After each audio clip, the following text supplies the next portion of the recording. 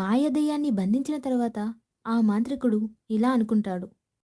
ఈ మాయని నేను సీసాలో అయితే బంధించాను. ఇప్పుడు ఈ సీసాని నేను ఎక్కడైనా సురక్షితమైన చోట దాచి ఉంచాలి.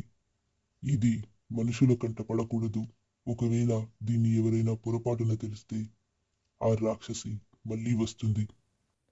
అలా అనుకొని ఆయన ఆ సీసాని తీసుకొని అక్కడి నుండి వెళ్ళిపోతాడు. అక్కడి నుండి ఆయన నేరుగా అడవిలోకి వెళ్తాడు. అడవిలోకి వచ్చి ఆయన అడవిలో ఎవరూ లేని చోట, మనుషులు అడుగుపెట్టలేని కారడవిలో ఆ సీసాని ఒక చెట్టు కొమ్మకి తట్టిస్తాడు. ఆ చెట్టు కొమ్మలో సీసాని తగిలించి ఆ మాంత్రికుడు అక్కడి నుండి వెళ్ళిపోతుంటాడు. ఆయన అక్కడి నుండి వెళ్ళిపోతుంటే సీసాలో ఉన్న మాయదయ్యం ఇలా అంటుంది. ఓ మంత్రాలయ్యా, నన్ను బయటికి వదిలయ్యా. అయ్యో. అలా అని మాయ ఏడుస్తూ ఉంటుంది. ఇక ఆయన అవేవి పట్టించుకోకుండా అక్కడి నుండి వెళ్ళిపోతాడు. మాయ సీసాలో ఏడుస్తూనే ఉంటుంది. ఎవరైనా ఉన్నారా? నాకు చీకటంటే భయం.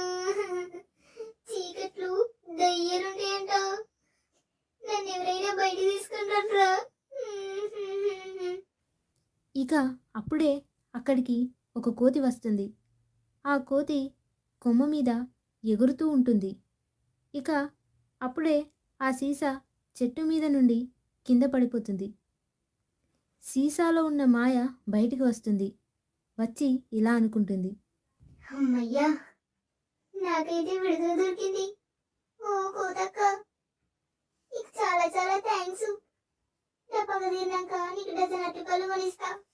ఇక నేను పోయి నా పగ తీసుకొని వస్తా. అలా అనుకొని మాయ అక్కడి నుండి వెళ్ళిపోతుంది. మాయ అడవిలో నుండి నేరుగా ఊరికి బయలుదేరుతుంది. ఊరిలో అడుగు పెట్టలేకపోతుంది. ఎందుకంటే ఆ మాంత్రికుడు ఊరి చుట్టూ బంధనం వేస్తాడు. మాయ ఎంత ట్రై చేసినా లోపలికి వెళ్ళలేకపోతుంది. ఇక చేసేదేమీ లేక మాయ వెనక్కి తిరిగి మంత్రాలమ్మ దగ్గరకు వెళ్ళేస్తుంది. మాయ మంత్రాలమ్మ దగ్గరకు వెళ్ళి ఇలా అంటుంది. ఓ మంత్రాలమ్మ, ఓ మంత్రాలమ్మ, నేను గుర్తున్నానా? నేను మాయని, అందంగా మారాలని నీ దగ్గరకు వచ్చినా కదా. ఓ, నువ్వా మాయ? చాలా అందంగా ఉండేదానివి కదా. మరి ఇదేంటి పచ్చగా చెండాలంగా అయ్యావు? అయ్యో మంత్రాలమ్మ, ఏం చెప్పమంటావు నా బాధలు? మేకలు నీ దగ్గర తీసుకొచ్చి చూసి ఊరులంతా నన్ను నా కంపెనీ తగలబెట్టేసిరు.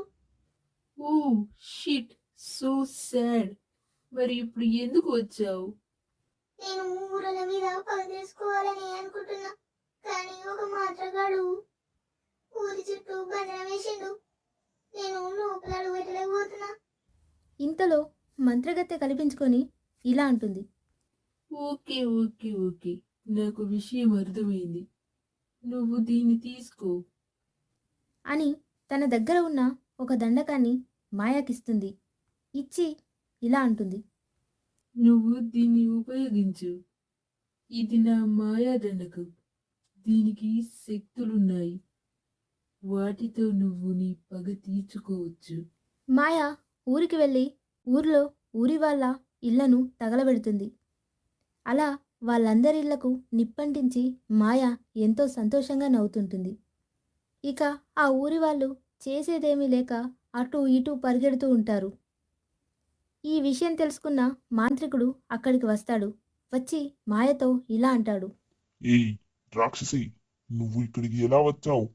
నేను నిన్ను అడవిలో చెట్టు కొమ్మకు తగిలించాను కదా, చెప్పు. దానికి మాయ ఇలా అంటుంది. ఏంది మంత్రాలైనా, నువ్వు నన్ను చెట్టు కొమ్మకు తగిలిస్తే నేను రాలేననుకున్నావా? నాకు ఊజారి తెలియదనుకున్నావా? ఇక మాంత్రికుడు దేవుణ్ణి తలుచుకొని మాయలా పెద్దగా మారుతాడు. ఇక అప్పుడే అతని చేతిలోకి ఒక ఖడ్గం వస్తుంది.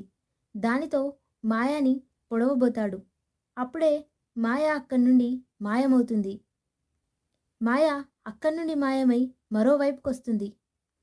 ఇక ఆ రాక్షసుడు కూడా మరోవైపుకు వచ్చి మాయాని మళ్ళీ పొడవబోతాడు. మళ్ళీ మాయ అక్కడి నుంచి తప్పించుకొని మాంత్రికుడి వెనక వైపుకు వస్తుంది.